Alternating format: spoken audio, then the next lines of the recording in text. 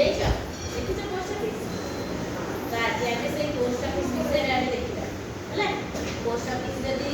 जी जाइना बाबा से देखा काहे एठी पोस्ट ऑफिस बहुत दूर जदि पाख जानो ताले को लेकी देखि दिबे एटा हम छवि रे देखिबा तो देखिया हां त एबे देखिबा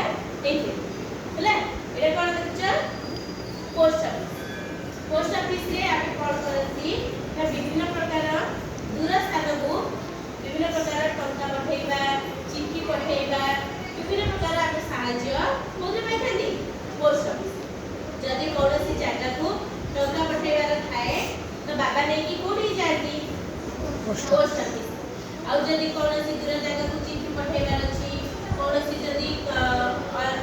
विभिन्न प्रकार कागज पत्र विभिन्न इम्पोर्टेंट कागज पत्र जदि सब थाए से सब कागज पत्र को मध्ये हमें पोस्ट ऑफिस माध्यम रे पठेइ परछन अन्य जगह जदि मम्मी जदि दूर रहछन कि कौनसी तमर मामू कि भाई के जदि दूर रहछन त हमें नहीं कि कोठी जाती पोस्ट ऑफिस को कागज पत्र से सब कागज पत्र को कॉल करती ना पोस्ट ऑफिस रे दियती आ पोस्ट ऑफिस माध्यम रे पोस्ट माध्यम रे से कॉल हुए ना कागज किबा कोनसी टंका जदि पठा जाय तो से पठा जाय टंका किबा चिट्ठी जाई पहुंची थाए तुमर मामू किबा भाई जा को तुमे पठे दे तारे पहुंच जाय तो सेति भाई पोस्ट ऑफिस रे आबे विभिन्न प्रकार टंका उठौचे टंका जमा करि परछे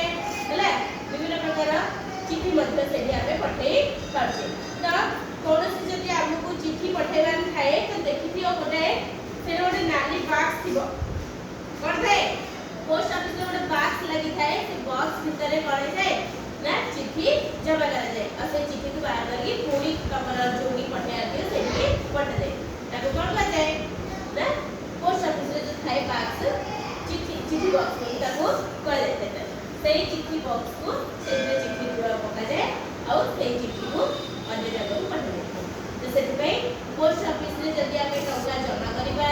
टंका को माने उठेबा पूरा प्रकार रे साहाय्य हे जाय तो पोस्ट ऑफिस आ कोन काम होई थाए पोस्ट ऑफिस आ कोन मिली थाए कि करिया लफाफा मिले डाक टिकट मिले कि नहीं टंका जमा करि पारंती आमे आउ आको कर पारंती अंतर्देशीय पत्र मध्ये आमे पठेई पारन तो एबे पचरी जे पोस्ट ऑफिस रे कोन सुविधा मिले आको पोस्ट ऑफिस रे कोन सुविधा मिले पहले कोन मिले पोस्ट ऑफिस रे कोन कर परछे टंका जमा करि परछे पोस्ट ऑफिस रे आको कर परछे और तो मिलिया कौन कर परछे हां चिट्ठी पत्र ने बाड़ी में करिया अब की कहियो